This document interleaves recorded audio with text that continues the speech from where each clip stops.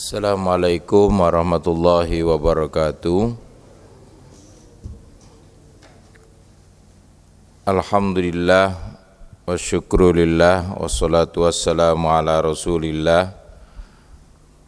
Amsayna wa amsal mulku lillah walhamdulillah. La ilaha illallah dahu la syarikalah. Lahul mulku wa lahul hamdu wa huwa ala kulli syai'in qadir. Amsayna ala fitratil Islam wa ala kalimatil ikhlas wa ala dini nabiyina Muhammadin sallallahu alaihi wasallam wa ala millati abina Ibrahim hanifa muslima wa ma kana minal musyrikin. Amma ba'du. Yang saya hormati segenap takmir dan seluruh jamaah Masjid Al-Jannah rahimakumullah. Gimana kabarnya Bapak Ibu sekalian? Mudah-mudahan diberikan kesehatan lahir dan batin, jasmani dan rohani. Karena tidak terasa hari berganti hari, pekan berganti pekan, bulan berganti bulan. Kita sudah di tanggal 20 Rajab 1446 Hijriah, bertepatan tanggal 19 Januari 2025. Berarti kurang lebih bulan Ramadan 40 hari lagi. Semoga Allah berikan umur panjang pada kita semua sehingga bisa berpuasa di tahun ini. Salawat serta salam semoga tercurahkan pada junjungan kita Nabi besar Muhammad sallallahu alaihi wasallam beserta keluarga, para sahabatnya dan pengikutnya yang setia. Bapak Ibu yang saya hormati, marilah kita awali kajian kita dengan doa, mudah-mudahan ilmu kita bermanfaat. Bismillahirrahmanirrahim. Raditu billahi robba wa bil islami dina wa bi muhammadin nabiyya wa rasula rabbi zidni ilma warzuqni fahma waj'alni min ibadikas sholihin. Hadirin rahimakumullah, dari beberapa hadis yang kita sudah pelajari, mulai dari yang pertama tentang bagaimana kita menjaga akidah anak-anak kita, keimanan, supaya anak-anak itu nanti menjadi tumbuh besar berlandaskan keimanan. Kalau kita mengajarkan agama dengan benar, insya Allah nanti anak-anak kita sampai besar pun akan benar. Karena itu adalah landasan yang utama. Setelah itu diajarkan pula bagaimana kita berlaku baik kepada anak-anak kita, tidak membedakan laki-laki dan perempuan.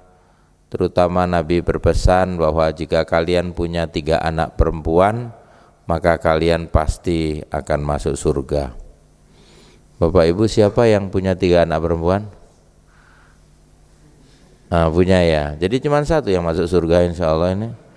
Cuman ketua takmirnya saja sepertinya. Yang lain-lainnya kalau belum, jadi silakan ditambah ya gitu. Jadi maksudnya itu Nabi dalam konteks waktu itu karena betapa di zaman jahiliyah itu Bapak Ibu, orang-orang itu sangat membenci anak perempuan gitu ya. Jadi kalau Nabi bersabda itu pasti ada teks dan konteksnya gitu ya. Jadi konteksnya ketika itu karena asbabul wurudnya, mereka itu rata-rata yang laki-laki itu jadi kepala suku gitu ya. Jadi dulu di Jazirah Arabia itu sukunya kan banyak sekali, salah satunya suku Quraisy. Jadi kalau suku terpandang itu mereka malu kalau punya anak perempuan, karena tidak akan bisa menggantikan ayahnya jadi kepala suku gitu maksudnya. Karena kalau yang disebut kerajaan atau kesukuan itu kalau punya anak laki-laki dia otomatis jadi putra mahkota.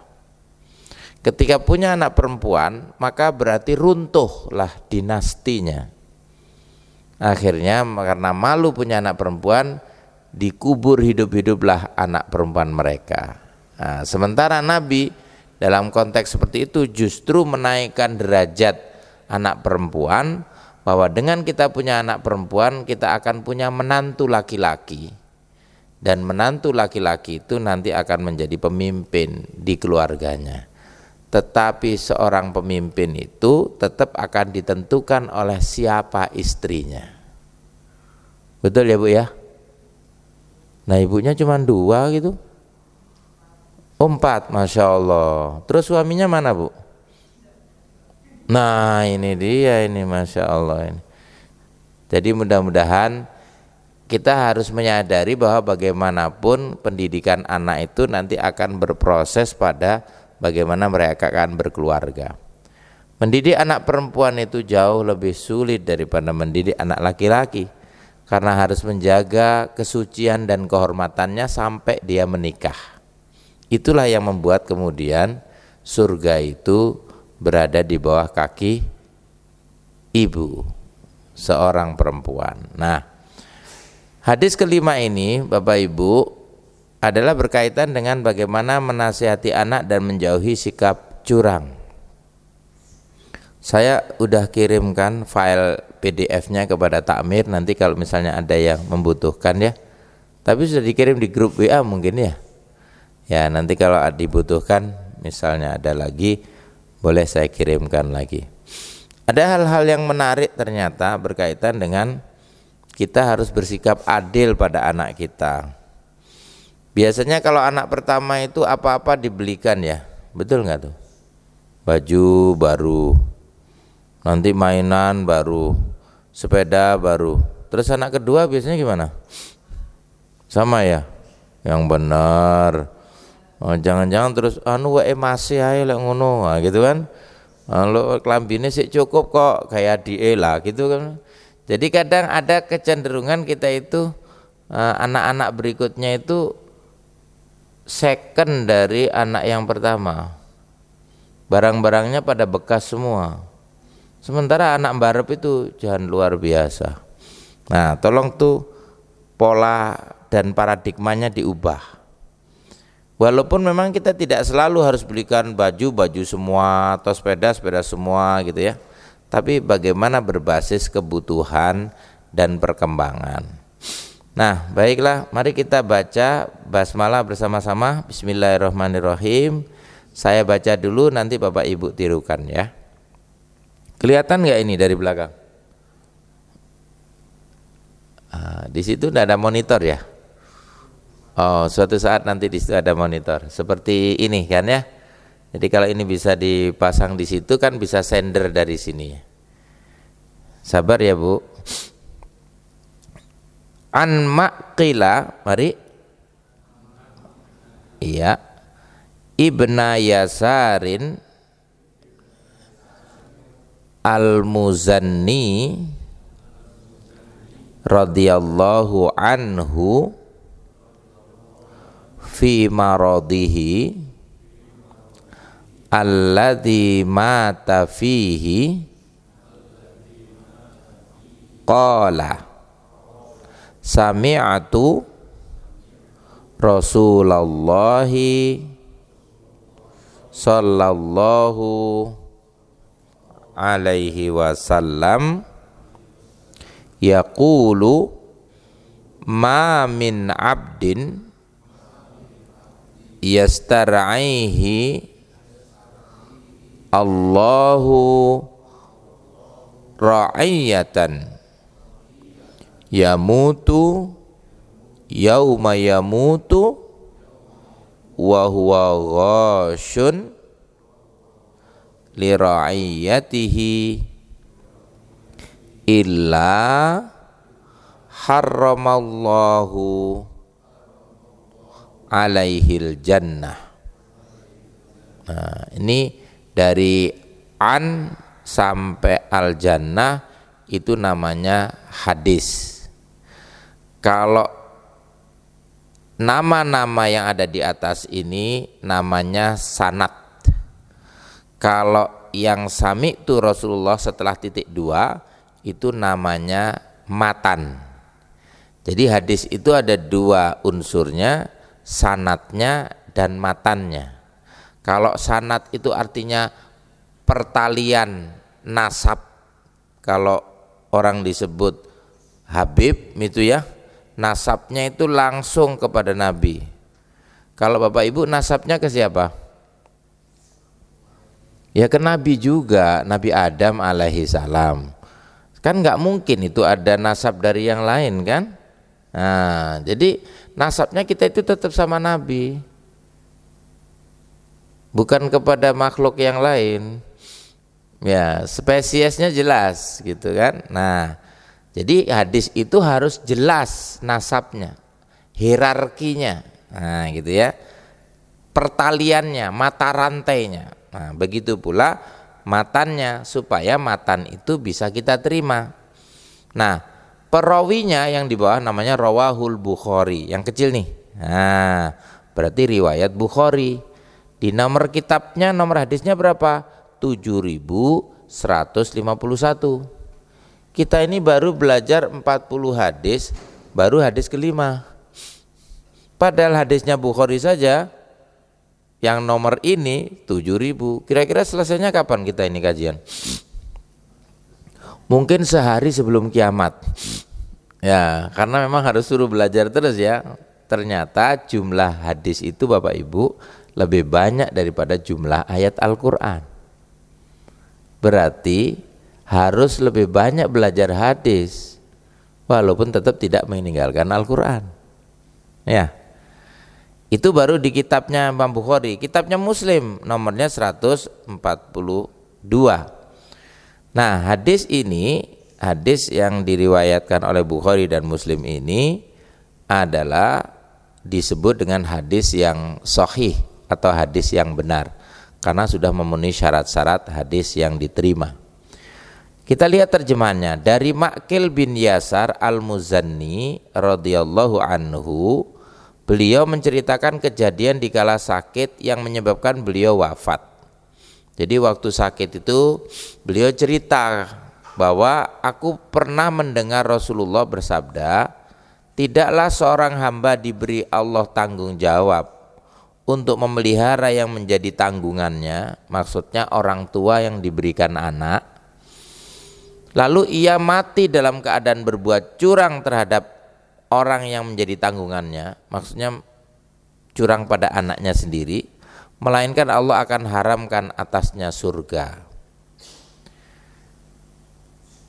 Karena ketidakadilan seorang ayah atau seorang ibu pada anaknya, itu menyebabkan yang semestinya dia masuk surga dibatalkan gitu maksudnya.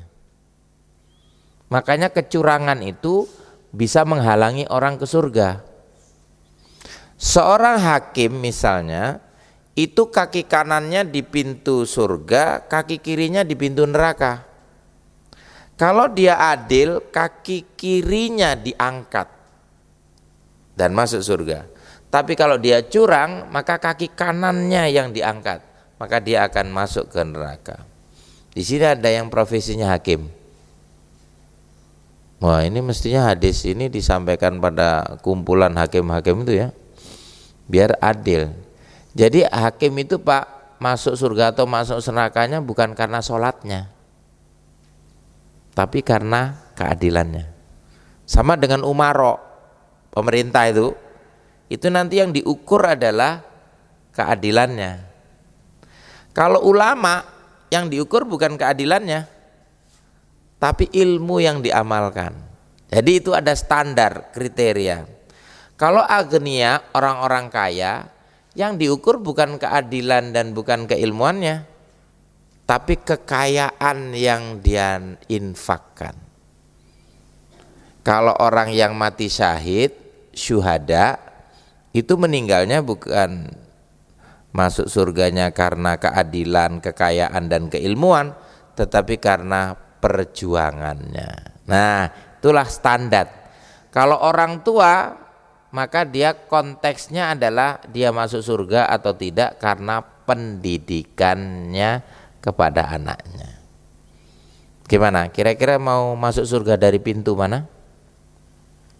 Bapak Ibu? Mau pintu sebagai orang tua, ataukah status profesinya sebagai hakim, ataukah dari segi dosen yang punya keilmuan, Kita bisa masuk surga dari mana saja kalau kita punya keilmuan, punya amalan yang sesuai dengan apa yang disampaikan Nabi ini tadi. Jadi ini konteksnya adalah konteks pendidikan dan pengajaran. Bagaimana orang tua itu bisa mendidik anaknya sendiri supaya menjadi anak yang soleh dan solihah. Nah, baik. Simpan dulu ya kalau ada pertanyaan.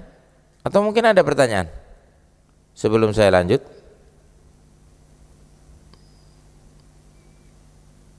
Ada? Baik, nanti kalau ada pertanyaan angkat tangan aja ya. Nah, diriwayatkan Bukhari juga, dia tidak melaksanakan tanggung jawab nasihatinya, maka ia tak akan bisa. Jadi nasihat itu adalah bagian yang tidak terpisahkan dari orang tua. Maka Bapak Ibu cukup menasihati saja, itu sudah membuka pintu surga. Maka sebagai orang tua jangan bosan-bosan untuk menasihati anak, walaupun dengan cara yang bervariasi. Tidak selalu, karena apa? Anak-anak sekarang ini zamannya zaman digital. Anaknya sudah generasinya generasi beda sama kita. Maka Nabi selalu mengingatkan, alimu auladakum fa innahum makhluquna li zamanin ghairu zamanikum. Didiklah anak-anakmu itu karena anakmu itu diciptakan di zaman yang berbeda dengan zamanmu. Kalau zaman kita dulu, kita kalau ke sekolah jalan kaki atau naik sepeda? Mungkin jalan kaki ya. Bapak ibu kita dulu mesti mengingatkan, "Le nduk, biyen ni bapak iki lek nang sekolah melaku." Nah, anak kan nggak bisa nangkep. Begitu meneh budal melaku temenan, lah kan telat ke sekolahnya. Maksudnya itu konteksnya adalah, nak, belajarlah untuk berhemat, gitu maksudnya. Kalau dulu memang orang kan tingkat ekonominya tidak seperti sekarang. Kalau dulu mbah kita, bapak kita dalam kondisi kesederhanaan dan keterbatasan, kendaraan belum banyak. Sekarang rata-rata kalau udah Suhat itu isinya mobil, motor, sepeda, penuh isinya Suhat itu. Sampai orang jalan pun nggak bisa. Iya benar ya. Jadi kalau jalan pun ya nggak bisa. Kenapa? Ya aku sudah mepet semua. Trotoarnya sudah ditempati orang pedagang kaki lima, ya nggak bisa jalan kan. Jadi akhirnya terpaksalah harus kita pakai Gojek. Gojek itu aja kalau sudah macet ya terlambat juga kan. Nah, jadi konteksnya harus dibedakan antara kita sama anak-anak kita. Dulu kita mainannya apa? Kalau yang tradisional tuh Pak, kelereng ya Pak ya. Kalau sekarang kelerengnya sudah di HP itu kan. Nah, itu kan pegang HP semua tuh kan. Nanti giliran anaknya anak kita ini, cucu kita udah beda lagi. Zamannya udah semakin canggih lagi. Nah, itu harus dibarengi terus, maksudnya gitu. Diimbangi terus. Nah, kalau anak saya itu main Mobile Legend, kamu mainan apa itu? Kamu lihat apa? Kalau kamu lihat apa dulu? Oke ya, kita lihat nanti kita tanya apa sih yang dilihat YouTube anak-anak itu, apa sih senengannya. Kalau misalnya lihat Mobile Legend, kita coba pahami apa itu Mobile Legend. Nanti baru kita di sela-sela dia main kita lihat itu apa leh. Oh itu kok menangan ya, ini mesti menangan ini ya. Gimana kok bisa menangan? Nah, kita ambil sisi pendidikannya. Oh ya senjatanya lengkap. Gimana supaya punya senjatanya lengkap? Iya dia pinter. Nah jadi, berarti kalau kamu pengen menang, kamu harus pinter. Nah, jadi nilai-nilainya itu kamu masukkanlah di sela-sela dia bermain. Jangan anak itu dilarang-larang to'ae, larang ini, larang itu. Tapi kita tidak mencoba untuk memahami, kita bisa masuk di sela-sela kesenangan mereka itu. Ada anak yang suka sepedaan. Ya isu-isu apa bunyi sepedaan, naik bunyi sepedaan, awan sepedaan, sepeda naik. Coba dilihat posisinya. Nah, kita temani dia sepedaan. Nah, ada yang anak suka makan aja. Mangan isuk mangan, sore mangan camilan, mangan terus ya. Nah, kita lihat nanti di sisi-sisi tertentu kita masukkan. Nah, perut itu seperti pabrik. Nah, kita kasih gambaran-gambaran kita. Jangan sukanya melarang-larang tapi tidak memberikan reasoning. Kasihlah alasan supaya anak itu juga ikut mikir gitu. Ada film terakhir tentang AI, judulnya Atlas. Jadi Atlas itu, jadi dia robot yang cerdas, dia melindungi masternya. Masternya ada di dalam, jadi dia yang di luar.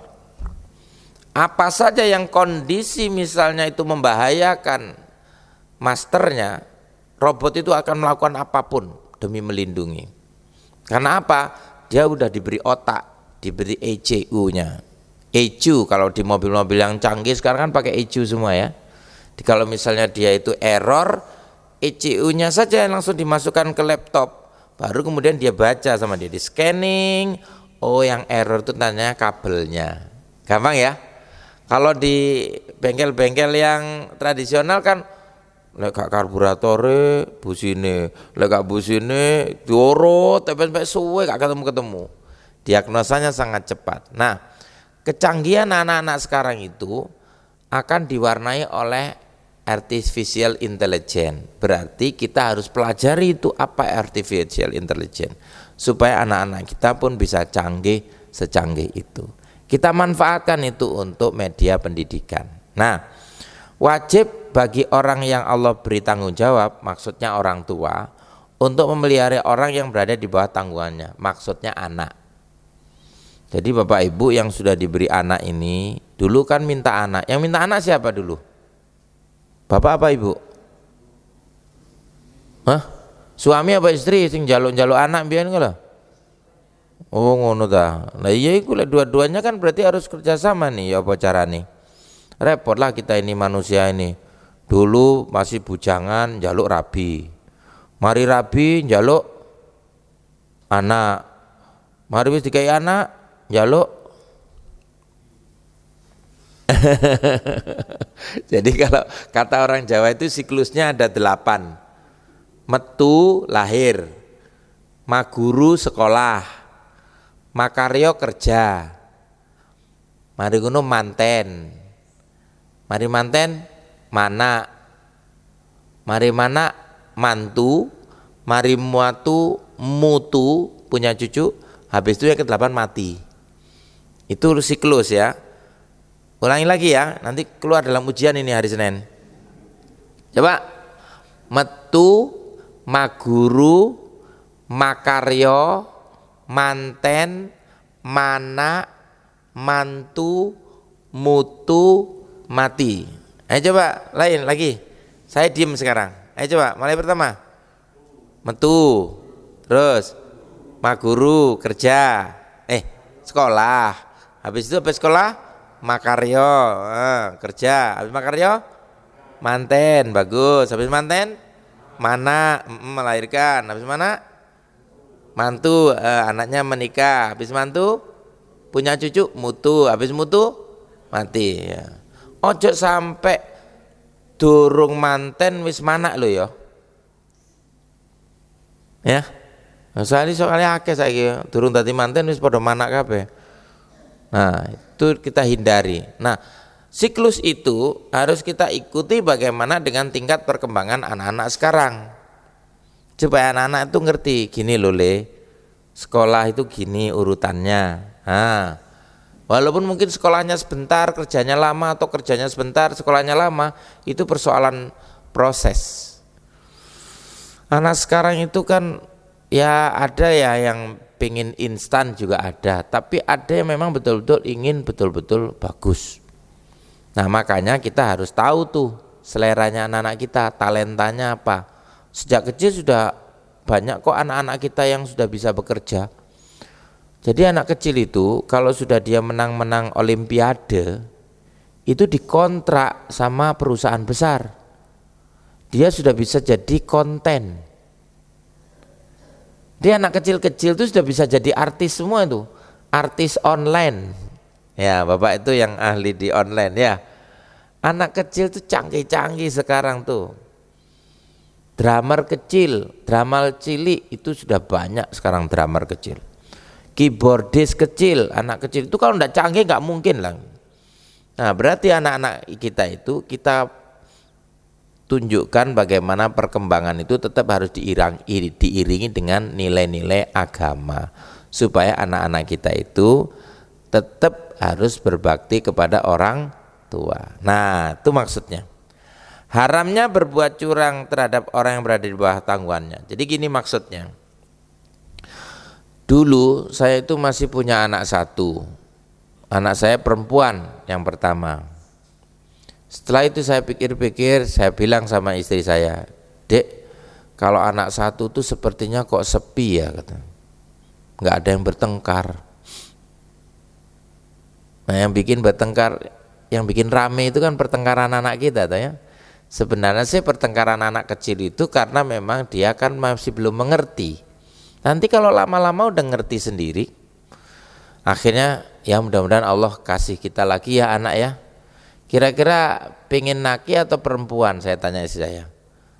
Ya kalau memang Allah bisa berikan anak laki-laki supaya laki-laki dan perempuan rasanya sempurna deh gitu. Ditakdirkanlah Pak 3 tahun kemudian. Jadi saya punya anak perempuan sama laki-laki. Oke. Menurut pandangan orang cukuplah itu, sudah 2 anak cukup. Apalagi ada program KB apa itu kan.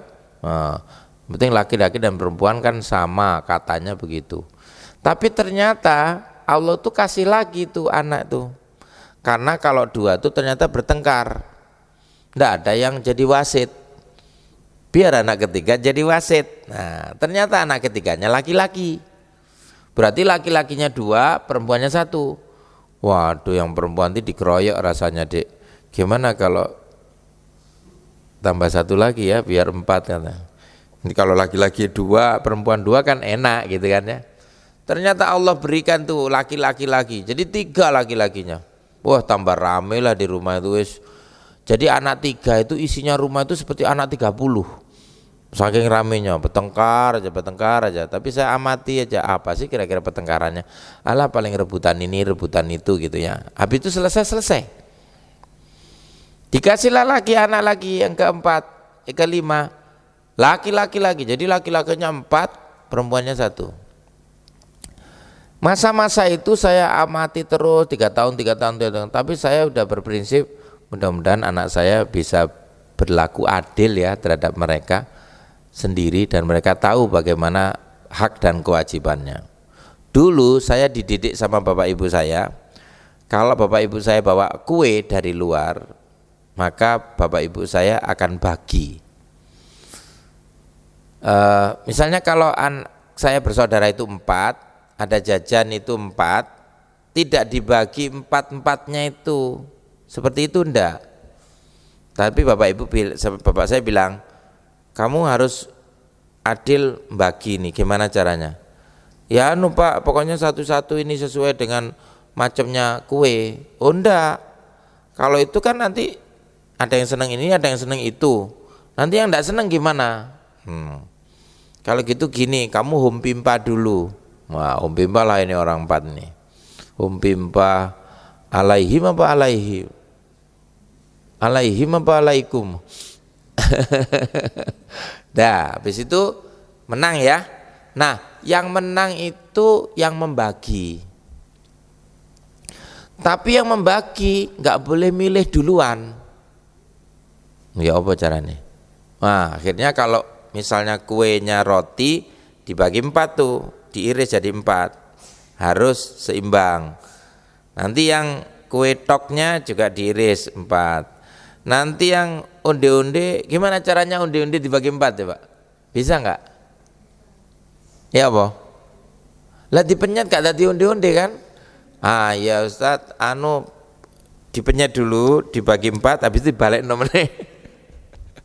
Pokoknya gimana caranya supaya adil. Nah, ini kita butuh kecerdasan. Akhirnya benar-benar itu bisa 4. Begitu dibagi 4, jadi kan 4 rasa Pak.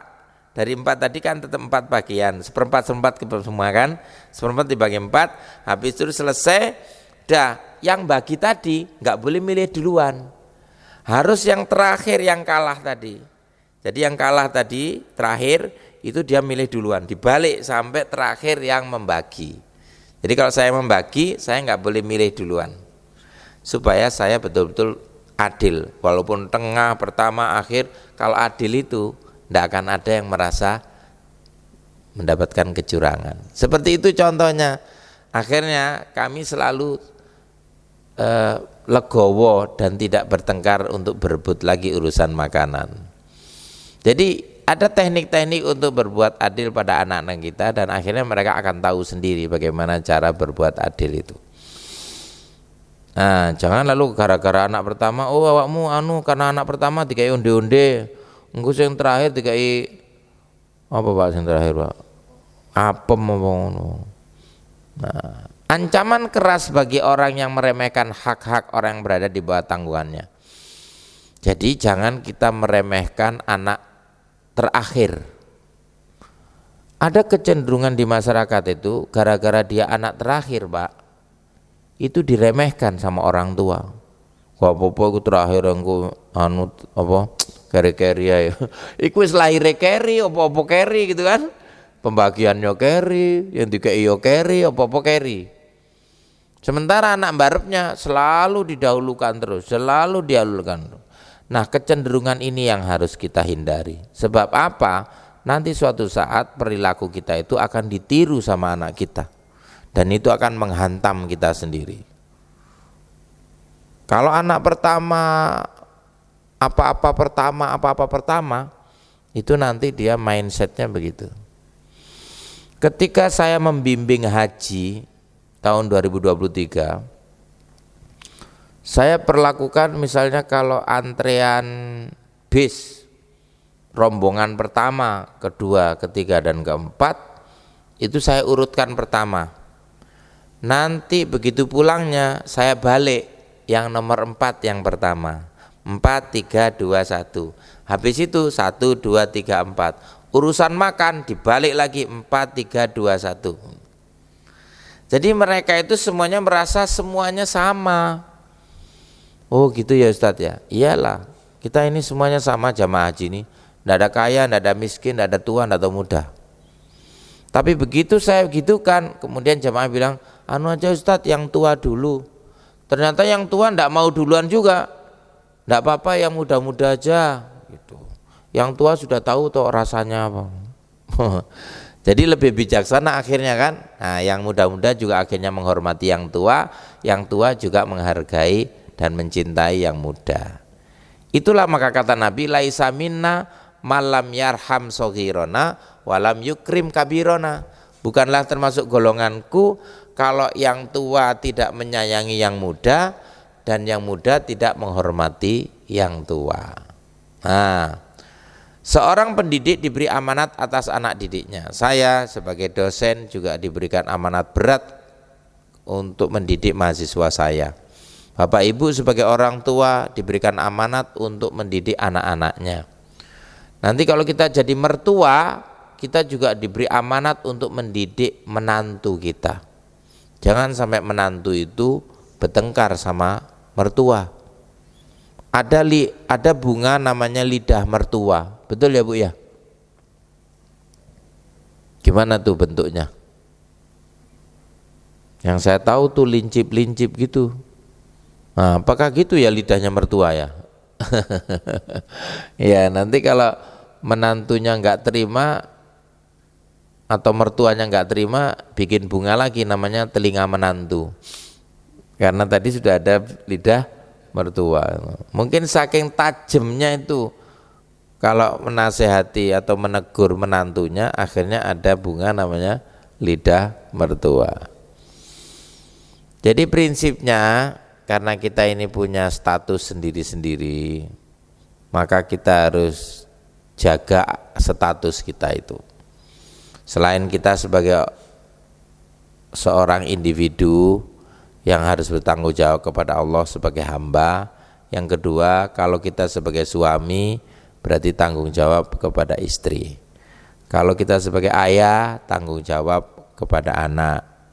Kalau kita sebagai mertua, ya tanggung jawab kepada menantu. Kalau kita sebagai kakek dan nenek, ya tanggung jawab kepada cucu kita. Nah, itulah siklusnya. Mudah-mudahan kita menjadi orang yang terbaik dalam semua kedudukan dan status kita. Nah, berikutnya yang nomor 5, kewajiban pemimpin terhadap yang dipimpinnya, ya termasuk kepala rumah tangga, kepala desa, kepala kantor, kepala negara sekalipun. Tidak hanya kebutuhan pokok saja Bapak Ibu, bukan makan dan pakaian atau yang disebut dengan sandang, pangan, papan ya. Tetapi juga yang lebih utama adalah akhlak, agama dan akhlak. Inilah yang akan jadi bekal nanti. Waktu Umar bin Khattab itu jadi khalifah, itu kan diusulkan oleh gubernur di bawahnya untuk dinaikkan gajinya. Setelah itu dipanggillah. Waktu itu anaknya Hafsah mengusulkan lewat anaknya itu supaya bisa diterima usulannya. Terus ditanya sama bapaknya, Hafsah, dari mana kau mendapatkan usulan tentang kenaikan gaji khalifah? Dari gubernur. Kenapa kamu yang menyampaikan? Apakah karena kamu itu anakku kemudian tiba-tiba aku akan menerimanya gitu? Justru khalifah itu sebagai ayahnya ingin mendidik anaknya juga supaya kalau bapaknya jadi pejabat, anaknya itu jangan mentang-mentang gitu maksudnya. Sebab apa? Jabatan itu terbatas. Nanti kalau dia sudah tidak jadi, bapaknya itu akan tersiksa dengan tuntutan anaknya. Saya punya dosen yang dia pernah jadi dekan, terus dia diberi pinjaman mobil dinas. Tiap hari kan pakai mobil dinas Pak, pulang pergi rumahnya, mobilnya juga diparkir di rumah. Lah anaknya itu melihat terus bahwa itu mobil seolah-olah itu mobil ayahnya. Begitu bapaknya udah tidak jadi dekan, boleh nggak mobil itu dibawa pulang? Nggak boleh kan? Akhirnya dikembalikan kan mobilnya ke kampus. Pulangnya itu naik ojek. Ditanya sama anaknya, Pak, mana mobilnya Pak? Itu mobil kampus. Tapi anaknya tetap menuntut. Nah gimana Pak, kita nanti kan kalau pergi-pergi kan nggak ada kendaraan. Aku sudah senang sama mobilnya, gimana Pak? Akhirnya bapaknya itu malu, bapaknya itu beli mobil persis seperti mobil dinas. Karena waktu awal mungkin tidak diberi pengertian bahwa anak itu mobilnya kampus, bukan mobilnya sendiri. Ya sekarang mobil-mobil dinas kan banyak juga yang plat hitam ya, karena rental, tidak beli sendiri atas nama pemerintah dan plat merah. Nah jadi pengertian itu penting kita berikan anak-anak supaya anak-anak itu mengerti, oh tidak semua yang dipakai ayah itu milik ayahnya, ternyata itu milik pemerintah, supaya anak itu tidak mengharapkan atau tidak menuntut sesuatu yang di luar kemampuan ayahnya. Jadi agama dan akhlak tadi itu ditanamkan supaya anak-anak kita itu mengerti, oh ternyata orang tua itu punya pekerjaan dan karena pekerjaan sebagai dekan itulah statusnya kemudian diberikan pinjaman berupa mobil, bukan diberi ya. Nah, jadi nilai-nilai akhlak tadi itu, nilai-nilai agama itu perlu ditanamkan di setiap perilaku kita. Nah, maksud dari Allah haramkan surga itu memiliki dua pengertian dalam hadis ini. Pertama adalah dia menghalalkan kecurangan sehingga diharamkan atasnya masuk surga dan dia kekal dalam neraka. Jadi jangan sampai kecurangan itu membuat orang tua itu lalu mencari penghidupan dari hasil kecurangannya. Nah, kita tinggalkan itu karena apa? Yaitu karena kalau orang tuh korupsi berarti dia juga curang. Sudah dia membohongi istrinya, membohongi anaknya. Itu berarti dia curang. Dia tidak janji bahwa dia untuk mencari nafkah itu harus yang halalan thayyibah. Atau yang kedua adalah dia tidak menghalalkan kecurangan. Namun dia tertahan dari masuk surga pertama kali bersama orang-orang yang beruntung. Jadi dia menjadi tertunda. Mestinya masuk surga di awal, tapi akhirnya dia masuk surga di akhir. Kalau Bapak Ibu pengen yang masuk pertama atau yang terakhir? Kalau ke surga pertama ya, masih sepi Pak, tapi kalau pertama-tama kayak Nabi Adam tuh sendirian yang di surga itu.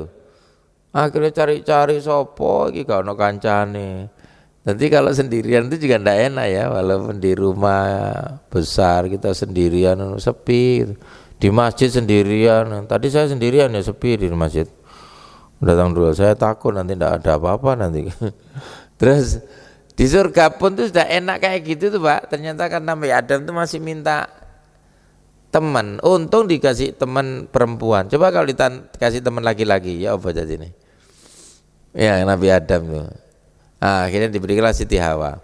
Diberi Siti Hawa pun tuh 2 orang masih melanggar juga itu di surga. Padahal udah jelas-jelas di surga ya. Makanya kalau kita ke surga itu ajaklah anak cucu kita semua. Ajaklah ini jamaah al-jannah ini. Ajaklah tetangga-tetangga kita. Biar kita rame-rame masuk surga. Jangan masuk surga sendirian. Nah gitu ya. Insya Allah kita masuk surga sendiri bersama-sama Pak ya. Nanti dicari kalau tidak ada takmirnya. Mana takmirnya? Kalau semua udah pada masuk surga, takmirnya belum masuk.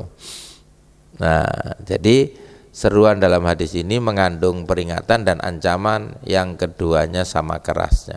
Jadi jangan sampai tidak adil pada anak-anaknya. Birru aba'akum tabarrokum abna'ukum. Kata Nabi, berbuat baiklah engkau kepada ayah ibumu, karena nanti anak-anakmu akan berbuat baik pada kamu. Kalau kita berbuat baik pada anak-anak kita, nanti kalau kita udah tua, anak-anak kita akan jauh lebih baik daripada kita. Gitu ya. Menjauhi perbuatan menyembunyikan ilmu. Ya, saya sebutkan tadi tuh. Jadi jangan melarang-larang anak tapi tidak memberikan alasan. Berilah alasan supaya anak kita juga mengerti kenapa itu dilarang, kenapa itu diperintah, itu ya. Berkenaan dengan masalah menyembunyikan ilmu, maka tidak semua ilmu yang diketahui itu dituntut harus disebarkan begitu saja, meskipun ilmu agama yang mengandung manfaat dari segi ilmu dan hukum. Jadi ada rincian. Ada ilmu yang dituntut harus disebarkan dan mayoritas itu ilmu agama. Jadi ilmu agama itu ya suaminya, ya istrinya, ya bapaknya, ya anaknya, itu semua penting. Maka perlu kita nasihati dengan dasar agama. Ada ilmu yang tidak dituntut tapi harus disebarkan secara mutlak. Tidak dituntut tapi disebarkan secara mutlak. Jadi kalau kita di WA itu juga harus kita pilih mana yang penting untuk disebarkan dan mana yang tidak penting. Mana yang perlu disebarkan, mana yang tidak perlu disebarkan. Mana yang layak untuk disebarkan dan mana yang tidak. Dan ada ilmu yang tidak dituntut harus disebarkan begitu saja karena berkaitan dengan suatu kondisi, waktu atau individu. Nah, karena sudah hidup lampunya gimana? Dah, insyaallah nanti di bulan depan kita udah terakhir karena setelah itu adalah Ramadan. Mudah-mudahan diberikan umur panjang. Tapi seandainya ada pertanyaan penting, silakan, nggak apa-apa. Ada?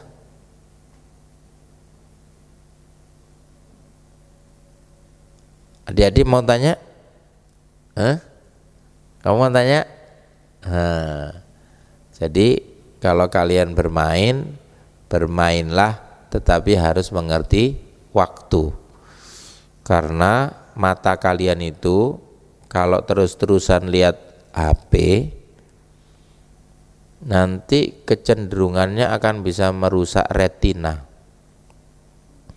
Karena itu ada risetnya, kalau lebih dari 2 jam itu jadi infokus retinanya itu. Termasuk kalau laptop itu lama-lama radiasi ya. Nah, itu yang di depannya. Beritahu terus itu sama anak-anak kita. Karena emang udah ada itu kejadiannya begitu. Ini enggak menakut-nakuti, ini memang hasil riset. Biar kita ngerti, anak-anak kita tahu. Ya, mudah-mudahan ini bermanfaat bagi kita semua.